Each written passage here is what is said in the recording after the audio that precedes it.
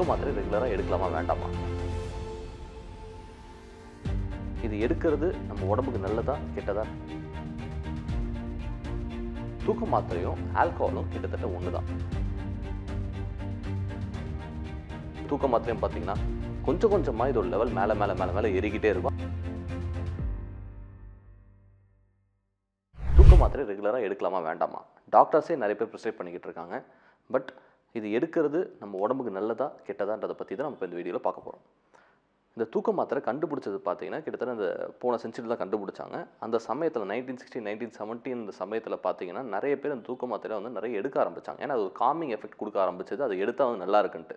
But அந்த time அவங்களுக்கு நிறைய இந்த சைடு எஃபெக்ட்ஸ் பற்றிலாம் தெரியாது. பட் நிறைய பேர் எடுத்து அடிக்ட் ஆனதுக்கப்புறம் தான் தெரிய ஆரம்பிச்சது தூக்க மாத்திரையில் நிறைய பிரச்சனை இருக்குன்ட்டு. அதுக்கப்புறம் தான் அதுக்கு வந்துட்டு ஒரு கட் ஆஃப் வச்சு இது மாதிரிலாம் வந்து நிறைய பேர் எடுக்கக்கூடாது அப்படின்னு கைட்லைன்ஸ்லாம் கொண்டு வர ஆரம்பித்தாங்க. ஸோ அதுலேருந்து தான் வந்து தூக்க மாத்திரை வந்து ஈஸியாக கிடைக்கக்கூடாதுன்றதெல்லாம் வந்துட்டு ஃபார்முலேட் பண்ண ஆரம்பித்தாங்க நிறைய கவர்மெண்ட்ஸ். ஸோ இந்த தூக்க மாத்திரையில் என்ன மாதிரியான சைடு எஃபெக்ட் வரலாம் அப்படின்னு கேட்டிங்கன்னா, முதல் விஷயம், இந்த தூக்க மாத்திரை எடுக்கிறோன்னா இன்றைக்கி ஒரு டேப்லெட் எடுக்கிறோம் அப்படின்னு பார்த்தீங்கன்னா ஒரு 3 மாதம் போச்சுன்னா அது 2 மாத்திரை ஆகும். அப்புறம் இன்னும் கொஞ்சம் கொஞ்சம் தள்ளி போக பார்த்தீங்கன்னா 3 வந்துட்டு 2 வந்து 3 ஆகும், 3 4 ஆகும். அந்த மாதிரி போயிட்டே இருக்கும். எனக்கு தெரிஞ்ச சில பேஷண்ட்ஸ்லாம் பார்த்தீங்கன்னா ரொம்ப அதிகமாக மாத்திரை எடுக்கிறவங்களும் இருக்காங்க. ஸோ இந்த அளவுக்கு வந்து தூக்க மாத்திரை டாலரன்ஸ் வந்து அது உண்டாக்கும். ஏன்னு பார்த்தீங்கன்னா இந்த தூக்க மாத்திரையும் ஆல்கஹாலும் கிட்டத்தட்ட ஒன்று தான். ரெண்டுமே ஒரே இடத்துல ஒரே ரிசெப்டார்ஸில் ஆக்ட் ஆகிற ஒரு விஷயந்தான். ஸோ இதனால தான் பார்த்தீங்கன்னா ஒரு ஆல்கஹால் நம்ம இப்போ எடுக்கிறோம் அப்படின்னு பார்த்தீங்கன்னா ஃபஸ்ட்டு இனிஷியலாக வந்துட்டு சில பேர்லாம் வந்து 90 ml எடுப்பாங்க. அதுக்கப்புறம் பார்த்தீங்கன்னா 180 ml அப்படியே கொஞ்சம் கொஞ்சமாக மேலே போய்ட்டு கடைசியில் பார்த்தீங்கன்னா ஒரு ஃபுல் அடித்தா கூட வந்துட்டு அவங்க வந்துட்டு அது அவ்வளோ தூரத்துக்கு ஏறாது.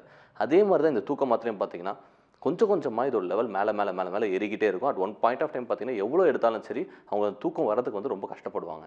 ஸோ இது ஃபஸ்ட் நம்பர் வந்து டாலரன்ஸ் வந்துட்டு ரொம்ப அதிகமாகிடும். ரெண்டாவது விஷயம் இதில் இருக்கிறது என்னென்னு பார்த்தீங்கன்னா அடிக்டிவ் பொட்டன்ஷியல். தூக்க மாத்திரையை விடவே முடியாது. அவங்களால என்ன சொல்கிறாங்க, ஒன்ஸ் இதுக்குள்ளே யார் தூக்க மாத்திரை எடுத்தாலுமே சரி அதுக்குள்ளே போய் அடிக்ட் ஆகிறதுக்கான வாய்ப்புகள் கண்டிப்பாக இருக்குது. இன்கேஸ் தூக்க மாத்திரை எடுக்கிறாங்க அப்படி அடிக்டும் ஆகிட்டாங்க பார்த்தீங்கன்னா ஒன்ஸ் அந்த தூக்க மாத்திரை அவங்க விடும்போது வித்ட்ரால் சிம்டம்ஸ் வர ஆரம்பிக்கும். வித்ட்ரால் சிம்டம்ஸ் என்னென்னு பார்த்தீங்கன்னா அந்த தூக்க மாத்திரை விட்டதுனால தூக்கம் ஃபஸ்ட்டு வராது, ரொம்ப இரிட்டபிள் ஆவாங்க, ரொம்ப கோவப்படுவாங்க, மற்றவங்ககிட்ட எரிஞ்சு விழுவாங்க. சில பேருக்குலாம் பார்த்தீங்கன்னா அந்த தூக்க மாத்திரை டக்குன்னு விடுறதுனாலே இந்த வலிப்பு, அதாவது சீசர்ஸ்ன்னு சொல்லுவோம். ஸோ இதெல்லாம் கூட வரதுக்கு வாய்ப்பு இருக்குது. சம்டைம்ஸ் டெலிரியம், அதாவது மூளை குழம்புற அளவுக்குலாம் வாய்ப்புகள் வந்துட்டு ஏற்படுறதுக்கான வாய்ப்பு இருக்குது.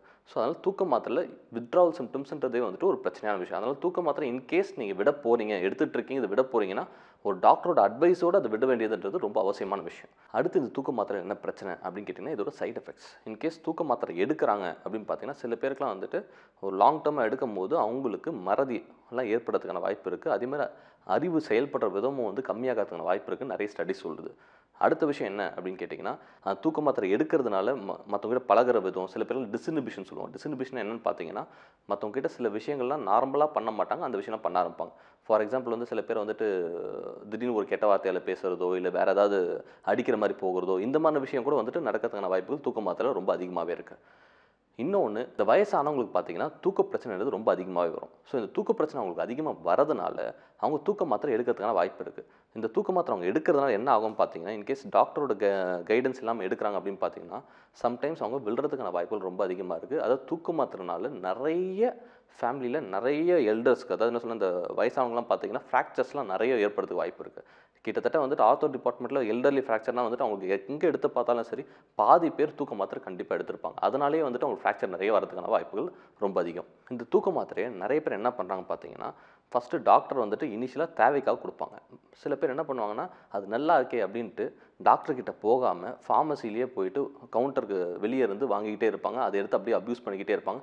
இதனால அடிக்ட் ஆகிறதுக்கான வாய்ப்புகள் ரொம்ப அதிகமாகவே இருக்கும். ஸோ இந்த மாதிரிலாம் எடுக்கிறதுனால அவங்க உடம்புக்கு நிறைய கெடுதல் வரதுக்கான வாய்ப்புகள் ரொம்ப அதிகம். இந்த தூக்க மாத்திரை பார்த்தீங்கன்னா இவ்வளோ பிரச்சனைகளை கொடுக்குது. பட் இது லைஃப் சேவிங்காகவும் நிறைய இடத்துல யூஸ் ஆகுது. ஃபார் எக்ஸாம்பிள் பார்த்தீங்கன்னா இந்த சீசர்ஸ், அதாவது வலிப்பு வருது அப்படின்னு பார்த்தீங்கன்னா அதுக்கும் தூக்க மாத்திரை கொடுத்து கண்ட்ரோல் பண்ணுவாங்க நியூராலஜிஸ்ட்லாம். அட் த சேம் டைம் சில சைக்காட்ரிக் ப்ராப்ளம்லாம் எடுத்துக்கிட்டிங்கன்னா அதெல்லாம் வந்துட்டு இந்த தூக்க மாத்திரை ரொம்ப வந்துட்டு உதவியாக இருக்கும். இன்கேஸ் அவங்களை அந்த டைமில் சாந்தப்படுத்த, பைப்போலாரில் எடுக்கிறீங்க அப்படின்னு பார்த்தீங்கன்னா அந்த டைமில் நமக்கு தூக்க மாத்திரை கொடுத்து அவங்களை சாந்தப்படுத்த வேண்டியது இருக்கும். இன்கேஸ் டாக்டர் உங்களுக்கு ப்ரிஸ்கிரைப் பண்ணுறாங்க அப்படின்னா நீங்கள் தூக்க மாத்திரை எடுக்கலாம்.